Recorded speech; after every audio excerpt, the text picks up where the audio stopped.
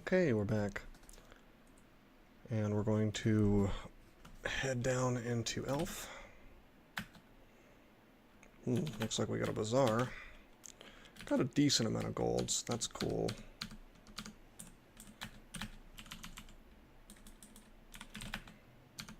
Let's see if we can tab through these dudes.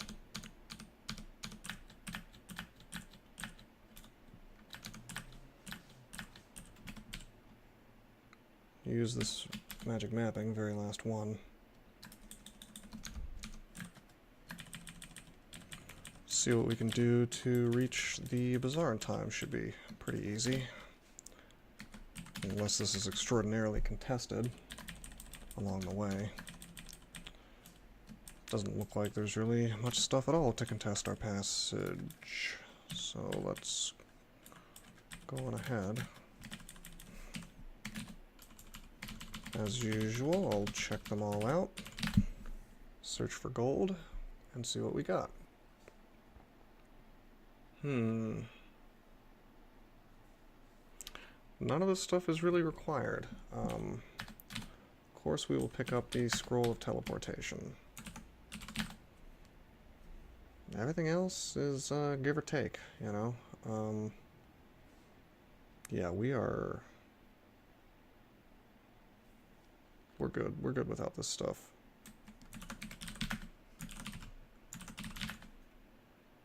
Yeah, we're fine.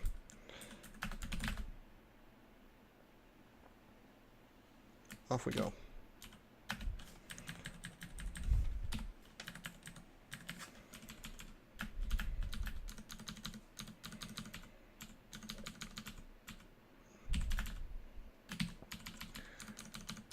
I saw this thing today, but apparently a bunch of Rick and Morty fans, well, I guess that there's some kind of joke in the show about Szechuan sauce, which is the stuff that at some point,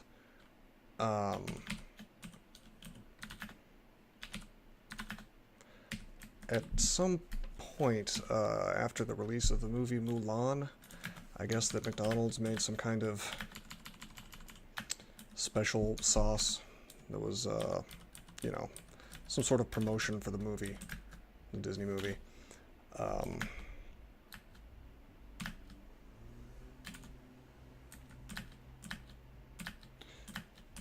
And it was a very limited release. And I can't imagine why people would care this much about, you know, some crappy, terrible fast food that's going to, you know, give you cancer by age 30. But if you eat enough of it, I mean, I laugh, but in all seriousness, I wouldn't be surprised if that's how it works. Probably one of the worst things you can put into your body is fast food. But anyway, they did some sort of promotion, and I guess they just really, really boned up the logistics because they said it was going to be in certain stores, and there was like only a very tiny amount, and so on and so forth. I mean, whatever. Who cares, right? Well, I guess these people care. I don't know why. It seems kind of eerie, but there was a riot, or something like it. Some small-scale riot. I read about this. I saw like a YouTube video where, you know, it honestly, it looks like a crowd that's about to freak out, you know. They're all screaming about it because almost nobody got, you know, the stuff that they waited for. And by the way, for the record, I have no clue why you would wait 24 hours for some garbagey, like, soy product that probably has too much sugar in it, you know, from a fast food restaurant. But I guess it was important to these people for some reason. But yeah, I mean, supposedly people were jumping the counters, trying to get the stuff. Like, somebody actually did jump the counters and just steal a bunch of it or something. And I even read, and I don't know if this one's true, I haven't checked on this, but I even read that people were, like, listing it on eBay for $100 a pop. I mean, I hope nobody pays $100 for a crappy little packet of sauce from a fast food place just because it's like a meme or whatever. People are nuts. I mean, this is... nothing could be more modern than starting a small-scale riot over some fast food sauce that you saw in a cartoon. Trying to find this portal, by the way. Unfortunately, we are out of magic mapping, so I kind of have to play it by ear here. It says distant, not very distant, so we can't be too far away.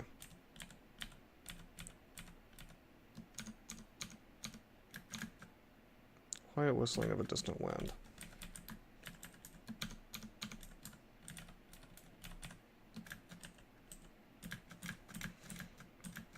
But yeah, I don't really have anything to say about that thing that happened, other than, you know, what is wrong with people, you know?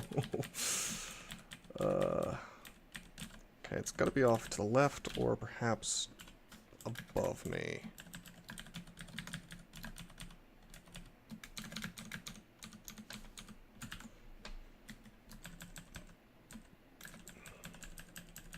I'm gonna go with left. No, I think it's above.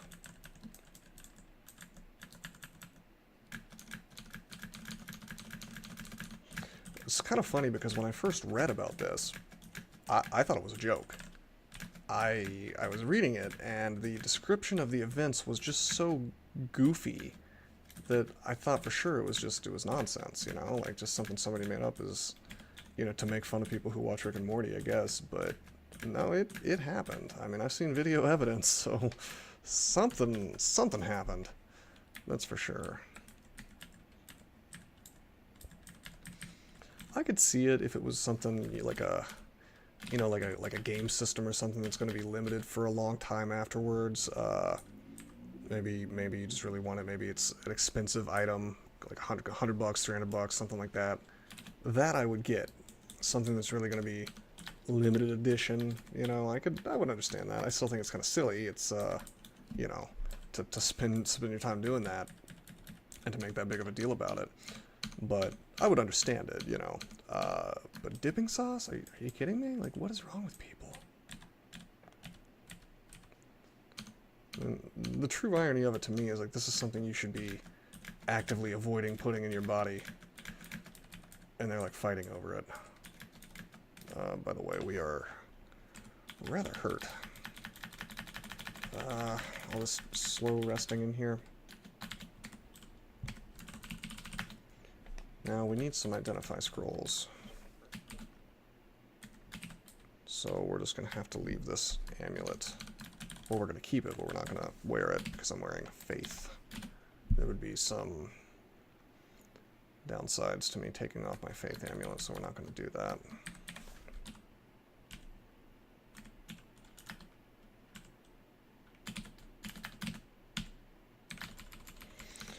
Also, we don't have Aralek, which is a pain in here, but it's not the end of the world.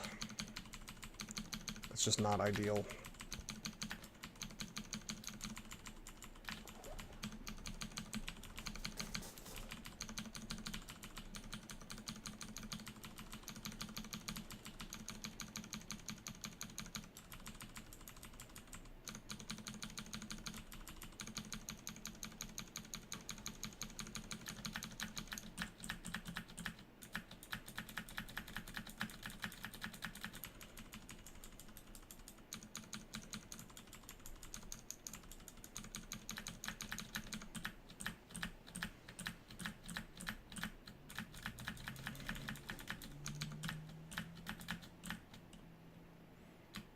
I'm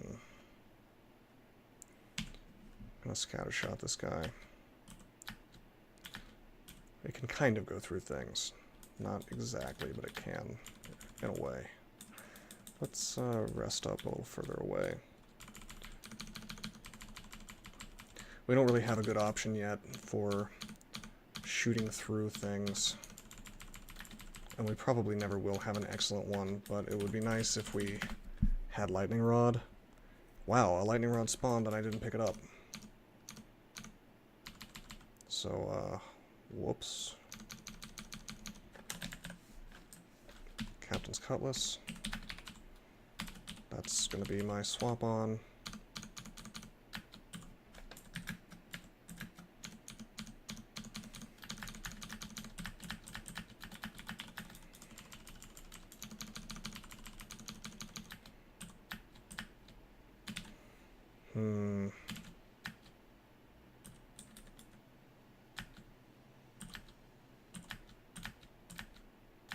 These guys can do that resonant strike. I need to be a little worried about that. Thankfully, they didn't really do it, so... Oh, here's my friend here. Why don't we teleport?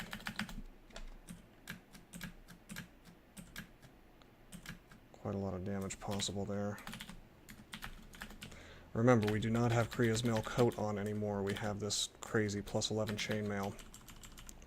So my super heals are not a thing anymore, which means I need to be a little more careful because I don't have the slightly odd but incredibly effective panic button of mega heals.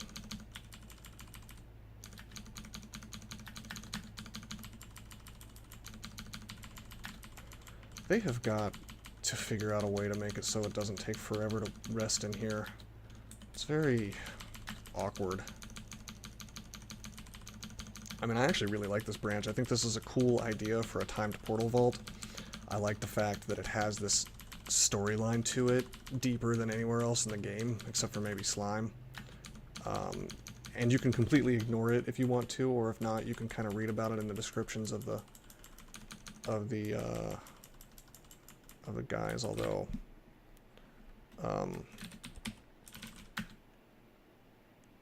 yeah, see it. It's got this description up here. It's just cool. It's one of the cooler things in the game. And it's just not a lot of places have as much of a description.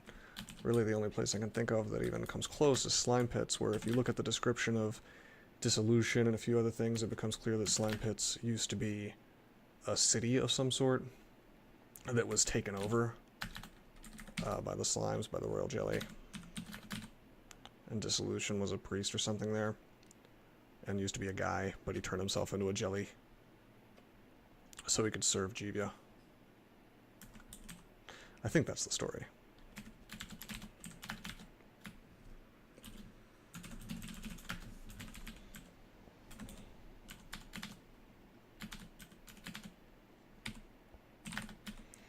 Well, that's an amazing amulet. Maybe not for the strength -5, but everything else is quite good. And we may in fact wear it once we swap to Zen. I don't know. Maybe. As usual, we will do the Hall of Blades, just in case I need to hatch up.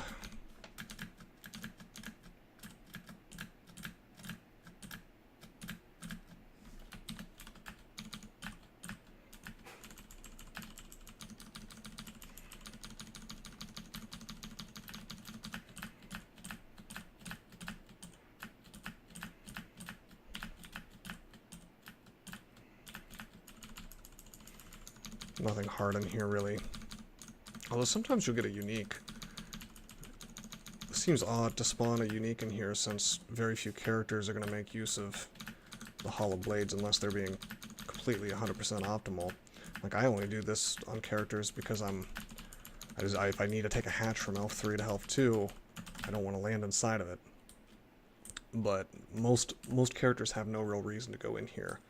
Because even if you're a melee character by this point in the game, probably 9 times out of 10, you're going to have an in-game weapon, or something that passes as one.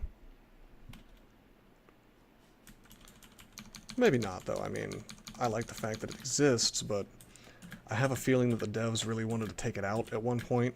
It used to be its own branch, and they changed that, and people were like, no, it's iconic, it's good, so they, you know.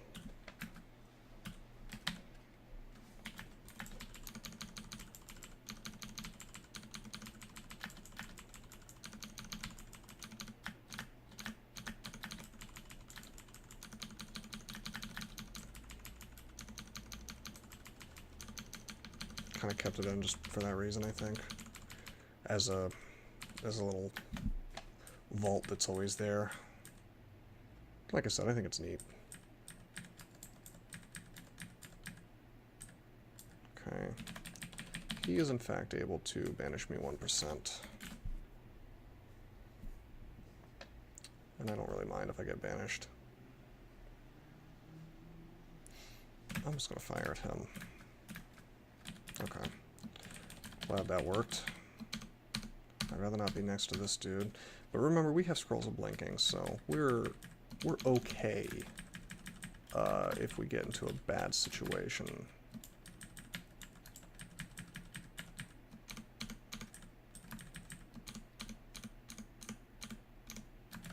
Kind of wanted to clear out the rest of this little area.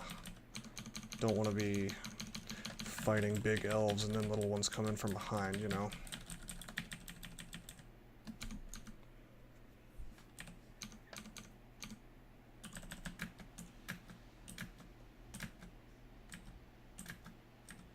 Okay, we're gonna walk away from this stuff.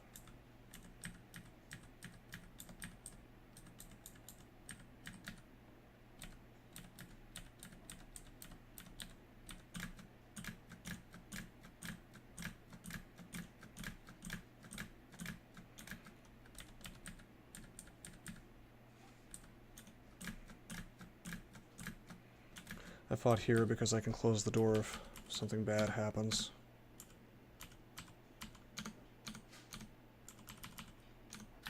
That was definitely on purpose. Of course I could just walk away as well. I mean, wouldn't be the end of the world. Hey, you know what? Let's go ahead and grab a lightning rod from Slime Pit, which I apparently left behind accidentally. It may seem odd to take this giant walk just for that, but trust me, it's very important.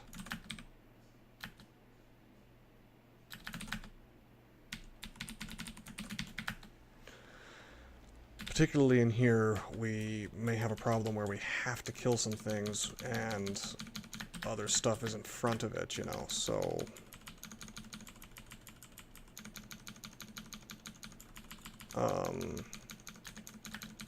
well, you see what I mean.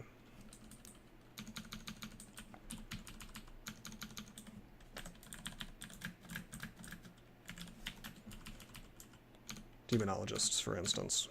Great example. Or these guys.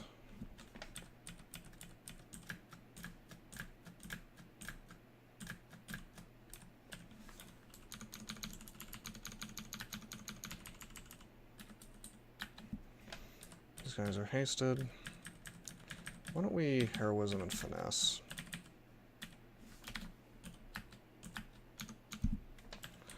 I get a little concerned when those sorcerers are hasted.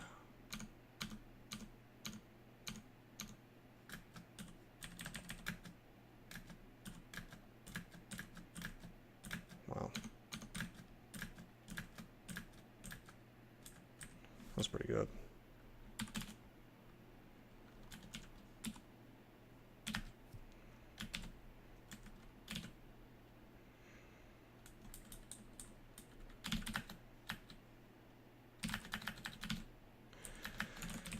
You'd be hard-pressed to find me a cloak that I would take off Cloak of the Thief for.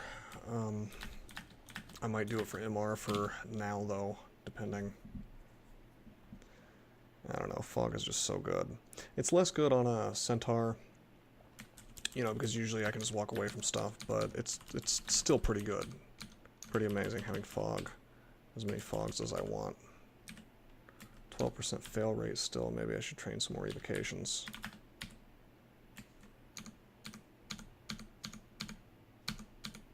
That guy lasted a while.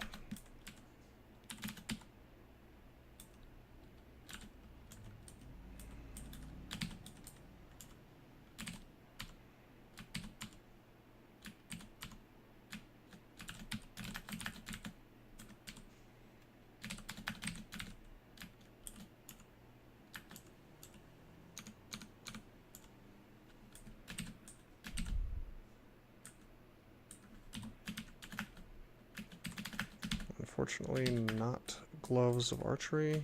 We would love to find that, but, you know, in my experience doing these ranged characters all in a row, tons and tons of ranged weapon characters, one thing I have noticed is that gloves of archery are pretty rare. It's one of those things that you're usually not looking for, so it's probably something you wouldn't realize. I know it's something I didn't realize. But yeah, it didn't even occur to me that those are rare, but they do seem to be pretty rare. Alright, so a little checkup here. We have 3 runes. We just finished Elf. Basically, the only way to go other than depths right now is vaults. So let's hit it up. This character is pretty ready. The only thing I would really like to have on top of this stuff is our Lek, and we don't have any options really that make sense. I suppose we could wear Maxwell's plate, but you know, it's a pretty crazy thing to use.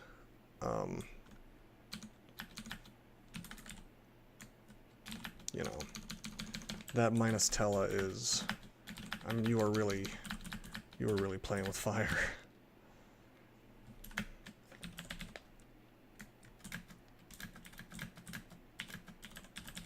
Okay, that was a rather contested entranceway.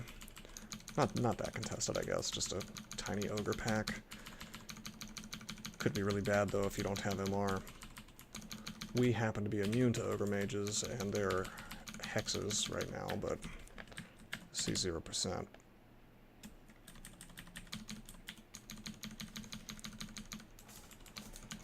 But I mean, he could have LCS'd me right off the bat. Probably not as soon as I walked in, but as soon as I started doing things, and then I would have a problem. Of course, that's what consumables are for. You really just have to get above that magic. I mean, I see there are like 2 breakpoints when it comes to hit points, and the first is 100, and the second is, well, it's actually there's 3. 60, around 100, and 150. So at the beginning of the game, most things that you need to worry about that do a lot of damage will do somewhere from 60 to 70-ish damage. If you're talking about like a 2-headed ogre, it's probably going to do around 75 or 80 damage caps, you know, maxed out. I mean, we can do the math right now. 15 plus giant club, 20 plus giant spiked club. So giant spiked club is 22, giant club is 20, 20 plus 15 is 35, plus 20 is 55, plus another 20-ish is 75, technically 77. So like, I shouldn't say 60 is the breakpoint, I should say 80, 100, and 150. So 80 lets you survive all those generic bolt spells that things like Deep Elf mages and various uniques and whatnot cast. They generally do anywhere from 45 to 60 damage. Maximum. And it also lets you survive ogres. 2-headed ogres with their 75 damage. And then once you have 100 hit points, you can survive things that do 75 damage. And this is stuff like, depending on the monster, Iron Shot and Crystal Spear. Like the Ogre Mage, I believe its LCS is only 75. Or thereabouts. Crystal Spear, yeah, 3D 28, so a little bit closer to 90. But if you have 100 hit points, then you know you can survive one shot from that. And then later in the game, you want to have at least 150 hit points because of Ancient Liches, and they do the most damage in the game out of anything, as far as I know, maximum. At about, I think, 3D 48, which is almost 150. So this is why I'm always saying that hit points are the most important thing in the game, because as long as you have some sort of mechanic, some sort of, be it an item or a spell or something, that lets you get away, ideally a blink scroll, but it could be anything. It could be, well, fear kind of qualifies, like, you know, a panic button. I'm just talking about panic buttons. As long as you have something like that, then the real question is, can I survive Wow, did I just get 2 haste? I just 1, but still. The real question is, can I survive? That's the question you gotta ask. Can I survive? To have a chance to do something about this. Now, if you don't even get the chance to do something about it, if you just die instantly, well, you shouldn't be fighting that thing. Sometimes you don't have a choice. If I'm like happily going about my day auto-exploring, and my character has like 40 or 50 hit points, and I run into a Cyclops, and he notices me, like, let's say I either don't have any stealth, or my stealth roll failed, and then he does his 55 or whatever damage to me, and I only have 50 hit points, that's a bad day. And arguably, you could say, well, you couldn't do anything about that. And that's, you know, that's kind of just how it works. So, that's why I say that the true challenge races are the ones with less hit points. Felid is possibly an exception to this, depending on your opinion. I mean, for a long time, I was of the opinion that Felids are like the worst race in the game. But the reality is, if you can survive floor 1, they are one of the more mistake-tolerant races. It's not a terribly fun time to play one of those things. Or maybe it is. It depends on your personality. For me, it's not a hugely fun time because they require not just careful play, but very, very exacting play. They punish your mistakes far worse than any other character, in my experience. What scroll could that be? Brand weapon or holy word? We'll just hold on to it. Oh, a manual of dodging. I guess we'll train up dodging until that's used up. Not sure how I didn't notice that manual picking it up. Actually, I remember exactly where I got it, Elf 3. I just forgot to actually use it. You know, this is a character where I'd like to carry around Potions of Brilliance, oddly enough. Are we just full up on items? What am I doing here? We'll drop this longbow. If I need our poise, I'll drink a potion of resistance. I do have 3. And I immediately picked something up. But I don't know what. That was a wand.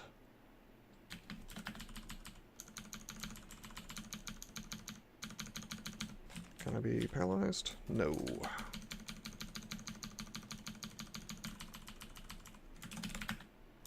We're gonna go straight into Vaults 5, by the way.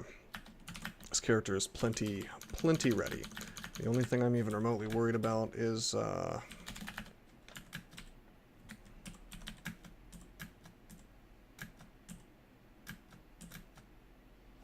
this sucks.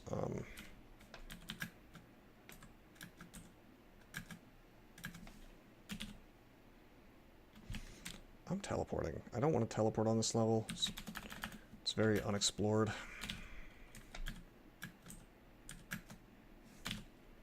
But I mean, what are you gonna do, really?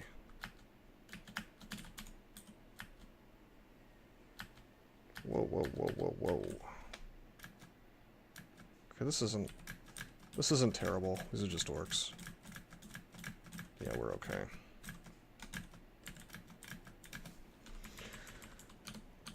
Yeah, it's just we ran into that warden, and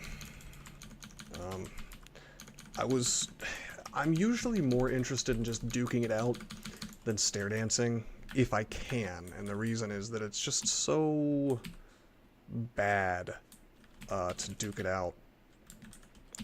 Or excuse me, it's so bad to go back down when you don't know what you're expecting from the other staircase. Because, I mean, there could just be something there that slams you for 200 damage. Like, it sounds outlandish, it sounds unlikely, and it is, but imagine if you go down an unknown staircase, and you have been to the floor before, so you don't get that spoilery sort of benefit from when you first go into a floor you've never been there before, and you get like an extra turn or two to do stuff before stuff starts attacking you. Well, you don't get that if you've already been on the floor. So you come back down, let's say there's 2 wizards there, and they both slam you for LCS for maximum damage. I mean, that's very, very bad. It's unlikely that you're going to die to something like that, but, you know, why take the chance? I tabbed too hard in this encounter, by the way. I let that guy bring out a Shadow Fiend. But, you know, we do have Lamp of Fire, we do have Rod of Lightning, and those are the tools I'm using to deal with stuff that is behind other stuff and needs to die. Okay, let's not be next to a Zot Trap. That's one thing I just completely hate about Zot Traps, is you never know when one's going to show up. And we just got Zotted again, almost. Like, I had no way of knowing that Zot Trap was there. I could have been paralyzed, and I don't know if I would have died, but, you know, imagine if this character was a, let's say a Spriggan for lowest hit points. I get paralyzed, and then I have how many hit points do I have to work with at this point in the game? 100? Less? And I'm paralyzed, and there's a Vault Warden coming to own me? I mean, I don't know, man. Like, that's one of these, depending on how you view challenge races in this game, it's either a bad thing or a good thing. I mean, I do not like the fact that something exists that can, depending on which species you are playing, just kill you instantly. And again, the likelihood of this happening is not exceptionally high, but it's present. You know, it's there.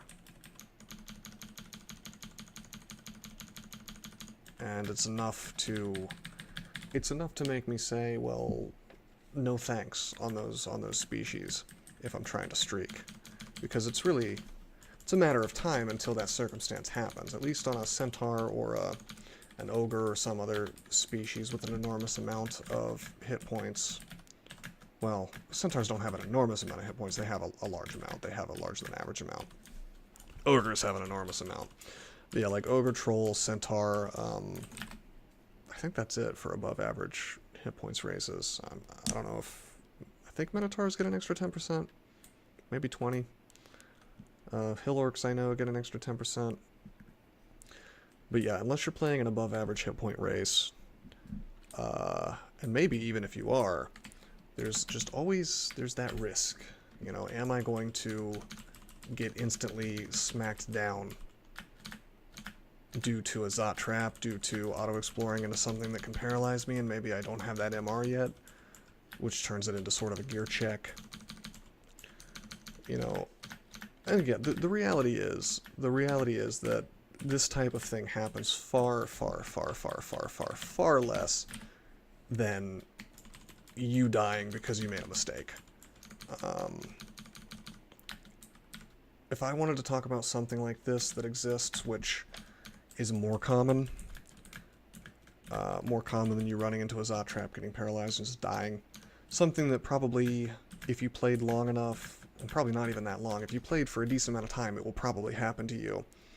The real thing to complain about for those kinds of deaths would be humanoid monsters using wands early in the dungeon. Because if you play this game long enough and you play a species that has less than 50-ish hit points by dungeon floor 3 or 4, which is really any species except for Ogre and Troll,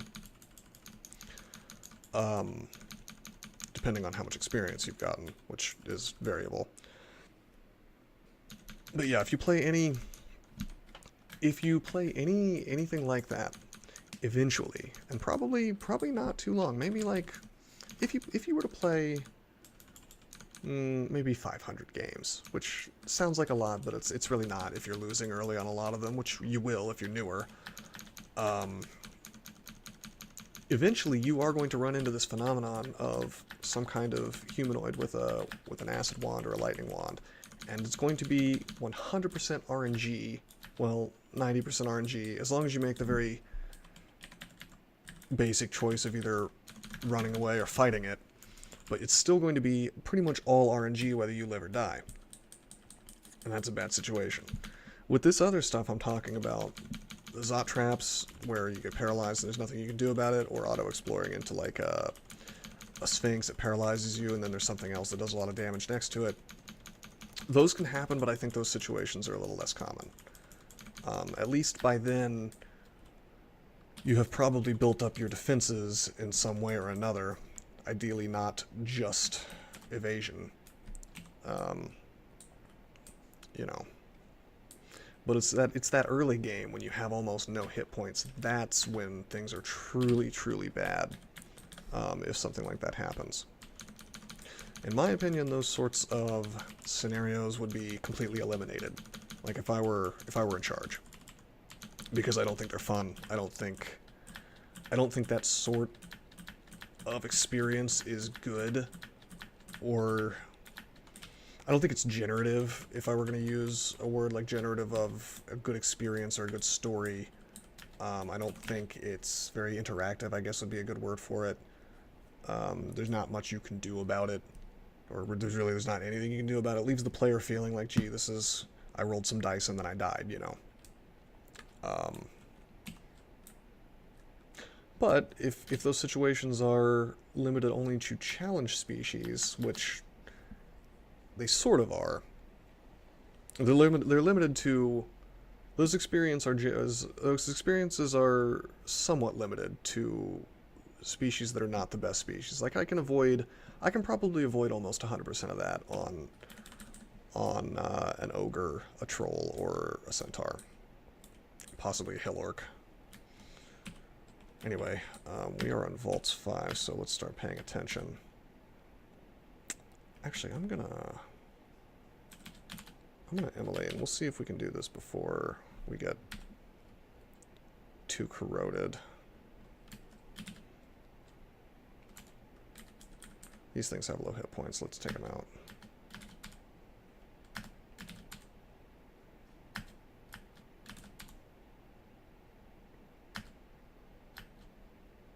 Okay.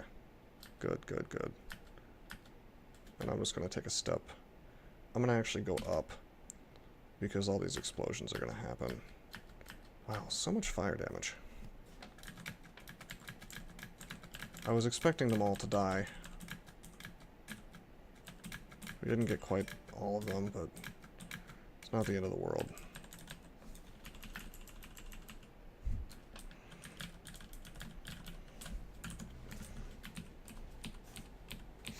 No hatch.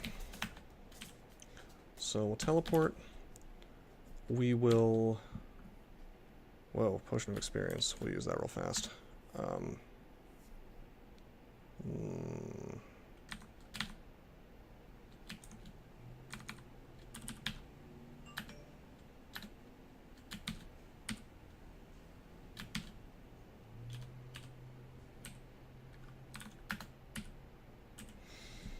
We'll go down. Whoops. Okay, so drinking potions takes a second for some reason. Alright, we will go down after teleporting. Okay. Why don't we drink agility? Wow. Maybe I should have... That must have been a very fast teleport, or maybe leveling up takes a turn. Anyway. I'm going to invis. Heroism, finesse.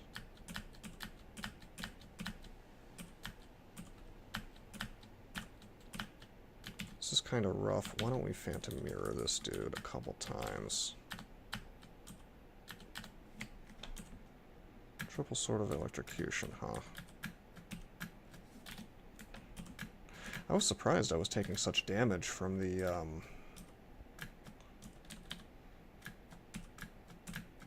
from fire. I mean, I do have RF++, but Immolate's no joke. And I was also getting smited.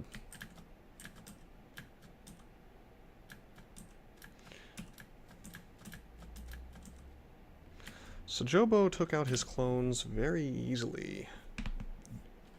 That's not great.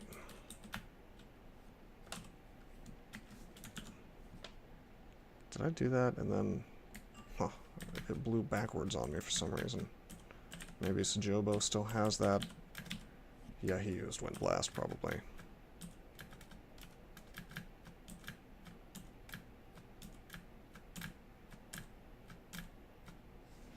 I don't want to get hit with electrocution.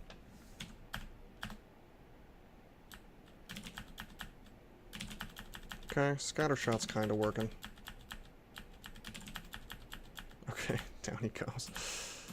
I didn't expect that to work, to be honest. I thought it would get deflected, but I guess that doesn't work. You know, he comes with deflect missiles is the thing, but yeah, he doesn't get he doesn't get to deflect the burst of metal fragments. Or maybe, no, he does. It's just that I did so many that it ran out. Like, it destroyed his deflect missiles and then took him down. That's pretty cool. So yeah, I guess I just failed to deflect most of them.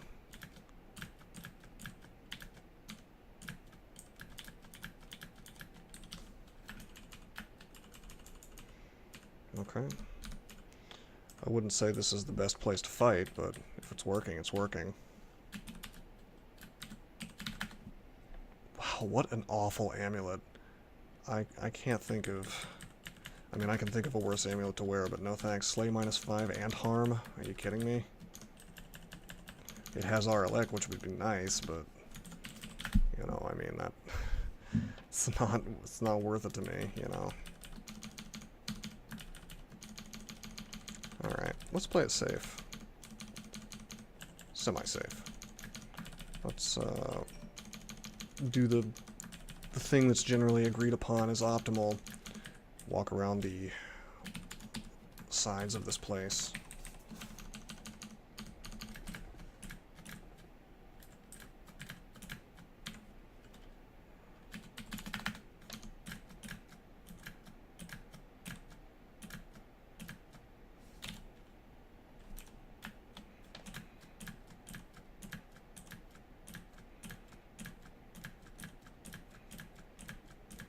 A lot of noise from the sentinel.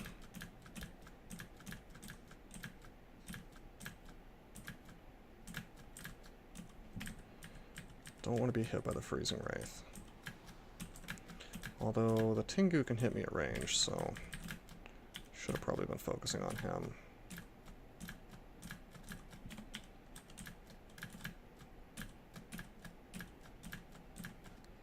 Stone giants are larger damage than people realize, I think. What is our MR like versus liches? It's not good enough. So we gotta swap on MR+.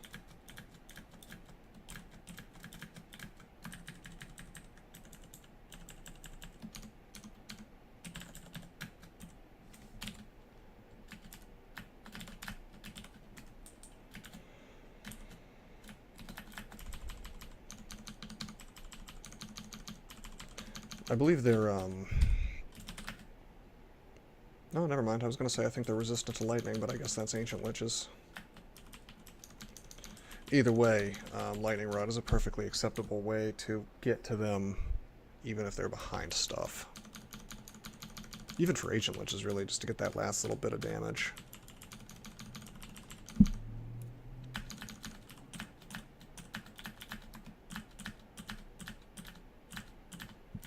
You know what, I should get back into going along the edge. See, this is kind of scary with those shock wasps or spark wasps.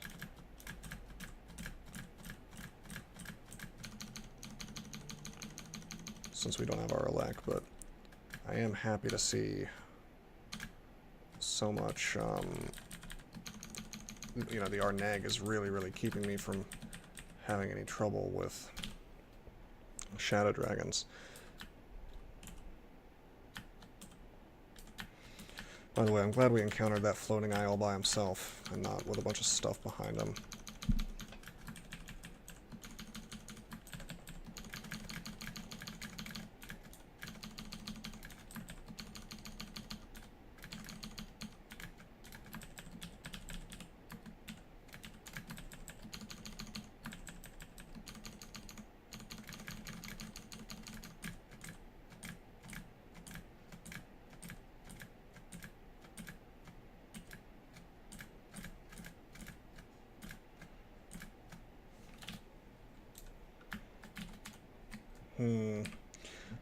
Oh, I better evoke fog. So cool. We'll finesse, we'll heroism. We'll get this fog in between me and these guys. I'm gonna fog again. I'm gonna walk. I'll fog again. I'm gonna walk. Wow, this is okay. See, the Centaur plus Cloak of Thieves combo is just so amazing. This is kind of bad.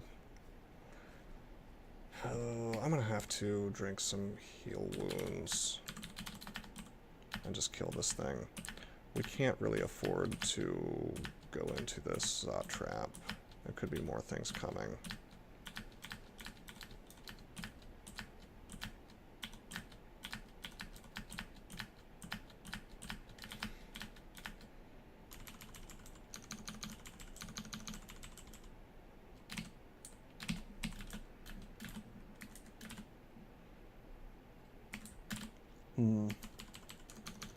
Well, there's the rune.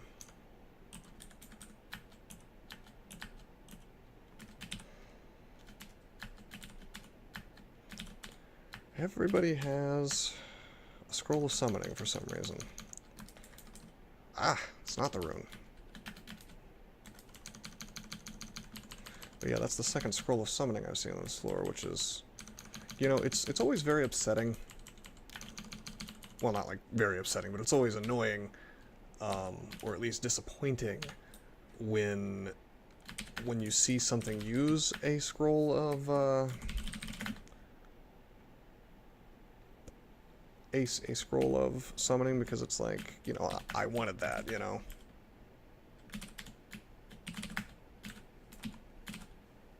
Whoops, I don't want to drop my remove curse. I want to... Wow. Just want to get rid of these rings.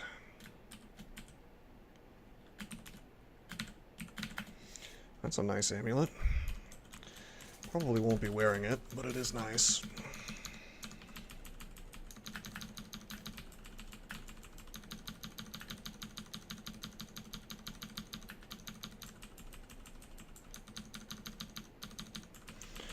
I'm just going to auto-explore now for the most part.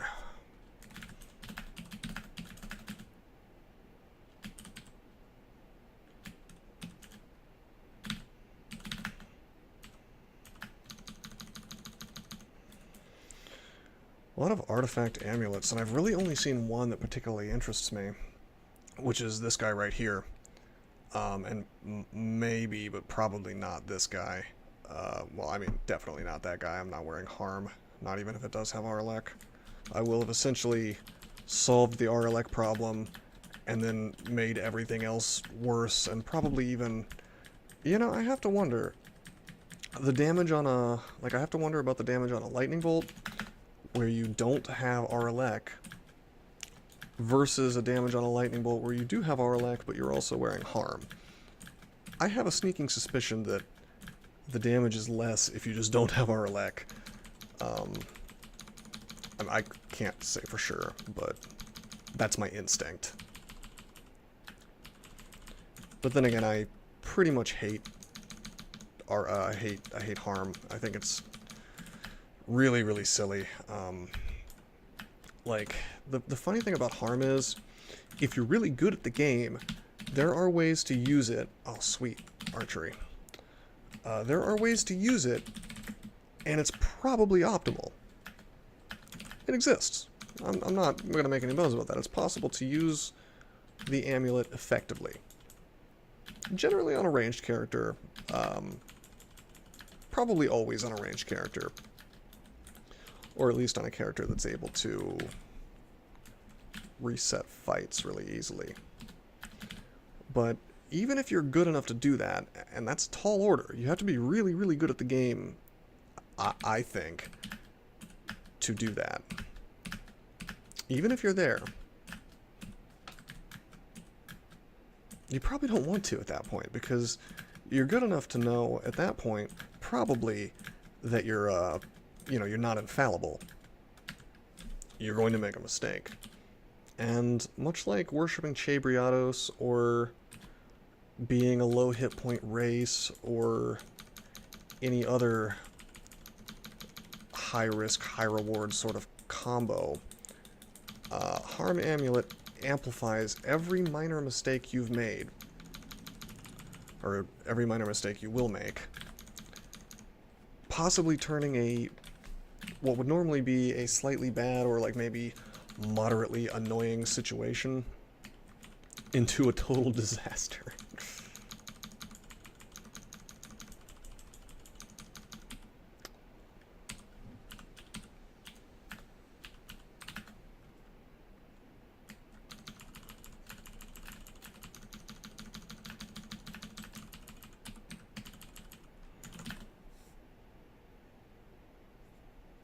Okay, we're good.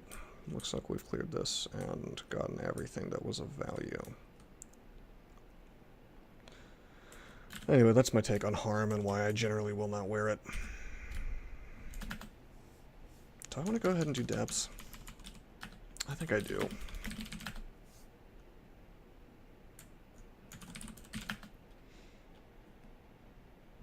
And do I want to go ahead and wear the strength -5 amulet when I do it?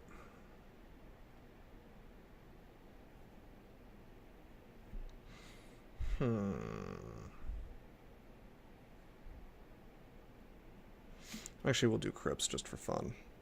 And I'll do depths and Zod next time. And we'll get a ton of piety from Zen while we do it, so that's cool. Yeah, I'll wear this amulet.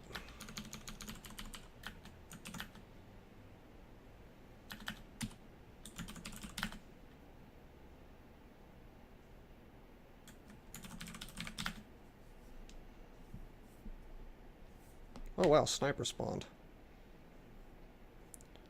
Probably one of my favorite items. Sadly, we're not using crossbows, so not so good.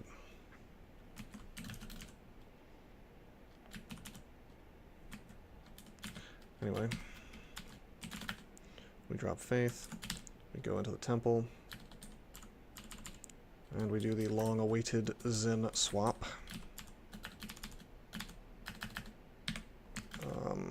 And we'll go ahead and donate gold.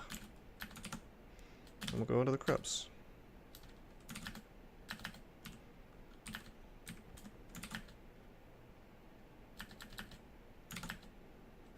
Some free piety, really.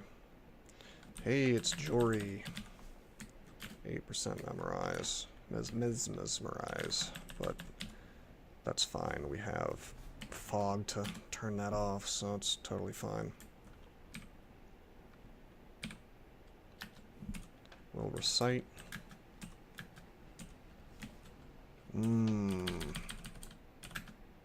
If I get slammed with this, it will just go up. Got him. Cannot be paralyzed. This is a little bit questionable.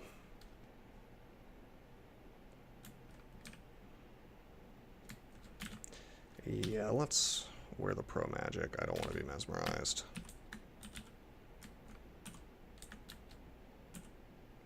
Wow, this is... We're going to pull him up.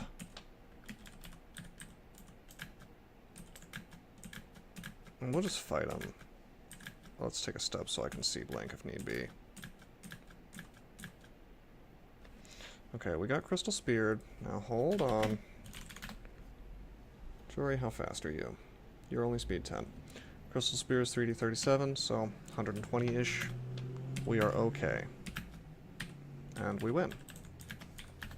Now, this is fairly bad down here. We still have Zatahua, and more importantly, we have the dreaded Phantom Warrior Knight combo.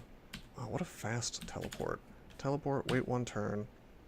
I don't understand. Why is it teleport? Did they increase the speed of teleport? I'm gonna try one more time. 63? Okay, what's going on?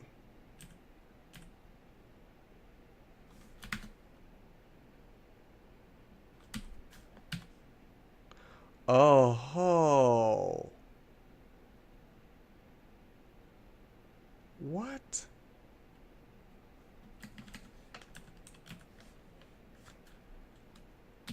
I've been hitting the wrong button. That's what that is. I am... blah. Well, I just wasted a whole bunch of teleport, so my bad. I've been hitting 5 on my numpad. Why did I get it into my head to do that instead of pressing period? That's goofy. Okay, well, we still have 2 teleports. That explains what was going on there. Wow. Yeah, I was pressing 5 on the numpad on the right side of my keyboard, and for some reason I had it in my head that was... Yeah, if I have... Alright, if I have numlock, then it is the 1-turn wait. Weird. I'm gonna have to be aware of that in the future. I'm still not sure how that happened, or...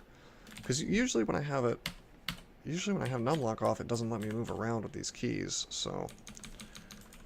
I don't know if something changed on the server's end, or if I just have gone crazy over the last few days.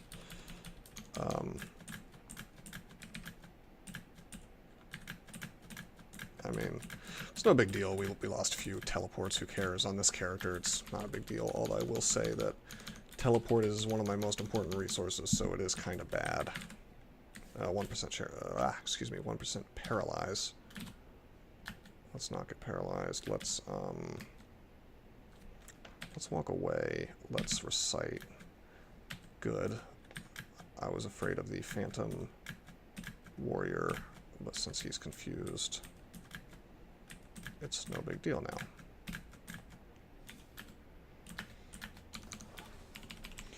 Recite's rather handy.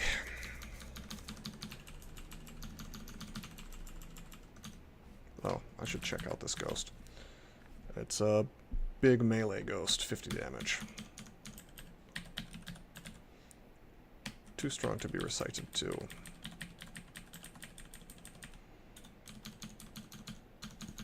Goes down to the arrows.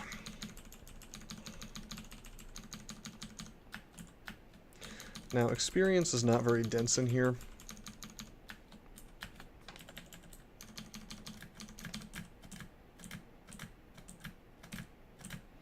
So we're not going to see a lot of wrath, most likely. I'm mainly doing this because I had like 10 minutes to spare in the video, although it seems like we're going to run over an hour now because I fooled around a bit. But yeah, I'm mainly doing this because it gives me a ton of Zen piety, and, you know, it's free loot. So, it just kind of worked out in the video timing for me to throw this in, because I want my next video to be Depths, Zot, Ascent. Because I know that on a character like this, I can probably fit that in around an hour, hour and a half at the most. So I'm not going to lie, I'm kind of setting this up, or basing it around making videos that are the timings that I would prefer, rather than playing optimally. But you know, the nature of the character is that I don't have to play 100% optimal to still more or less guarantee my win. I mean, that's really the idea, and I don't know if I know that I've talked about this off and on. I don't know if I've really put it down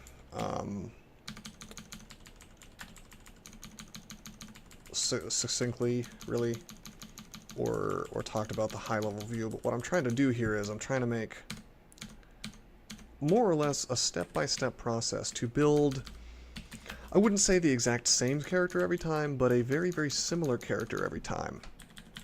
It's trying to... This particular series, this whole streak, is trying to show a method by which you can, you know, you can follow this almost step-by-step process that will guarantee you a win 99% of the time, if you simply follow the process. And if you're a good enough player, you can do that on almost any combo. Like, you're just going to have bad luck for that, to not die on almost any combo, even the kind of bad ones. It's just, there's a larger range of situations that can kill you despite your lack of failure when you play the really, really bad combos. But usually it's your fault, and so that means that the theoretical optimal player could win probably most of the time. somewhere in the 95+% of the time range. But that's not what I'm trying to show here or do here. What I'm trying to do here is more along the lines of build the character and build it in as close to an optimal way as possible. Make the character as fault tolerant as possible. So, oh, I made a mistake, which, by the way, you're gonna make a mistake. I don't care how good you are. I don't care if you're new or if you've been playing this game for like a year. You're gonna make a mistake. That's the reality of it. Eventually. Let's keep Pro Magic on. Well, no, I want Send on. And we'll switch to Pro Magic if need be. But yeah, I mean, it's just... It's kind of like when you're preparing for a ziggurat, which, by the way, don't do ziggurats. It's kind of silly these days. It's almost impossible to do a Mega Zig, I think, without Disc of Storms, I think it is? Or what items don't exist that used to exist that make zigs possible? And I'm talking about the really big ziggurats where you've won several of them in a row. I think it's like 9. People used to do this thing where they would do Mega Zigs because it gets harder each time. You know, and then there were certain items that just don't exist anymore, like Disc of Storms, and well, I guess Wukhad Mu is still around, so that's good. But there were things that people would get, and usually they would play something like a Demon Spawn to hope to get the best possible mutations, like Night Stalker, or they would play an Ogre to get the hit points. And they would always worship Mokleb usually, so they could heal through whatever damage. And eventually, you would just be fighting. Once the ziggurat got, you know, brutal enough, you would just be fighting this massive room full of things. Every single square is occupied by a super strong monster. And the reason I'm talking about this, I kind of flew off into a tangent there about how I'm curious if they're even doable anymore or not. The reason I'm talking about this is one thing I read once. I think it was on a forum. Somebody said something along the lines of, when you're doing a ziggurat, it's less about how does your character kill things, or how good is your character at killing things, because once you're at a certain point there, you're good to go. But it's more about how does your character handle it when things go wrong. For example, in a ziggurat, eventually you are going to land next to something like Chaos Spawn, and eventually you are going to get paralyzed next to the Chaos Spawn. So the thought experiment, so to speak, is all about, wow, how does my character handle it, you know, when that bad thing happens? And I think that same philosophy can be applied to, that same philosophy can be applied to winning in general. How does my character handle it? This is the question you should ask. How does my character handle it when something goes wrong? Although, unlike in a ziggurat, you have the added factor of, well, what if I make a mistake? Because, well, I mean, you should be considering that in ziggurats too if you really want to do them, which again I don't recommend. But generally in a ziggurat, people, I mean, you almost have to play. I mean, you pretty much have to play fully optimally in a Mega Zig if you want a chance of being able to complete it. But in the regular game is not like that. You know, there are people who are extremely, I mean, not to be like mean about it, but there are people who are extremely bad at the game who have still won this game. Even though it's considered to be one of the harder games, one of the harder roguelikes out there. Well, I think it is. I guess I'm not sure on that point. But a lot of people do consider this game to be well nigh impossible to beat, which is funny because at different skill levels, it's clearly not true because people can streak the game and they don't just get lucky and win 33 games in a row. They have to be that good. But with that said, it is possible to win a game and make a lot of mistakes. This game is actually extremely forgiving, or I should say it can be extremely forgiving. I mean, if you've seen many of my videos, you've seen me make mistakes that I could have died about 16 times in the process of making them, and I still won. And that's not because I'm just like, it's not because I know something you don't. Well, maybe it is because I may have reacted to it in a smart way, but if there was a moment when the RNG could have killed me, the reality of that is that the only reason I survived really is that I got lucky. The RNG didn't kill me. And that can happen over and over and over and over again in your game. If you're lucky enough, you could make dozens of potentially game-ending decisions. And in fact, you have to do that if you're doing like a real-time speed run. You're probably making those kinds of decisions constantly. If you were to dissect one of my maybe speed runs, like the hour and 9 minute, the hour and 4 minute, any kind of speed run I've done. I guess I've only done 2 on video. If you were to dissect that turn by turn, you would probably find dozens of points where if the RNG had swung a certain way, if things had attacked in a certain way, I would have died. In effect, you're playing chicken with the RNG. When you do that, you're eventually going to lose. But the game is, the game was forgiving. The game didn't kill me.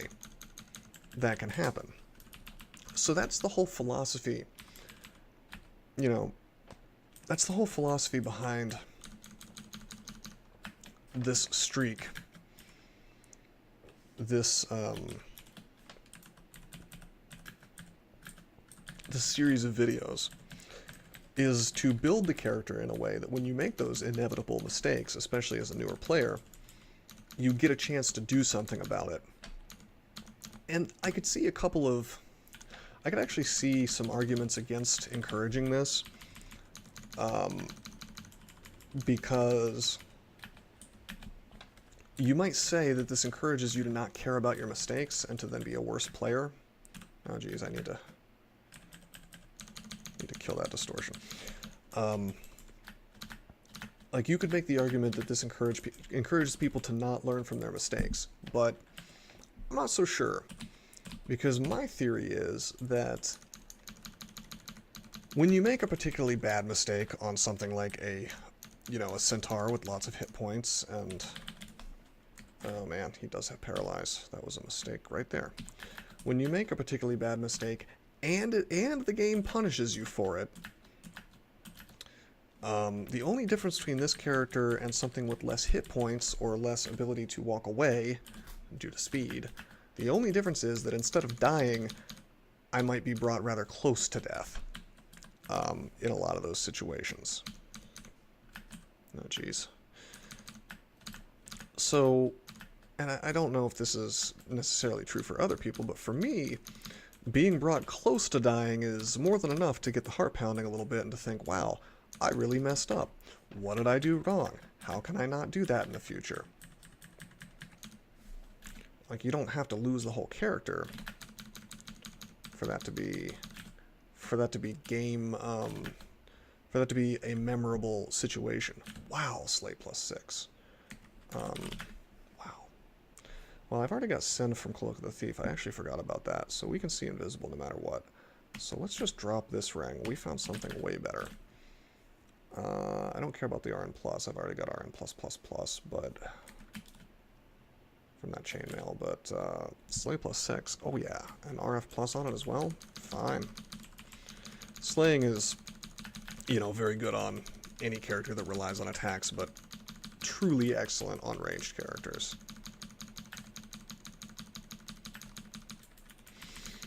But yeah, that's really it. Just fault tolerance. I mean, most characters really don't have much of an excuse. If you die, it's probably your fault.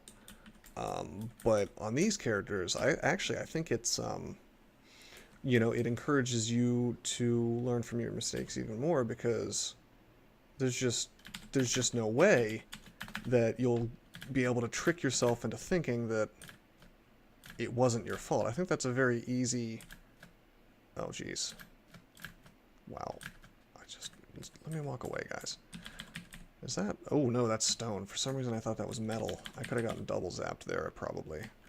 Very bad. Stupid lack of RLEC.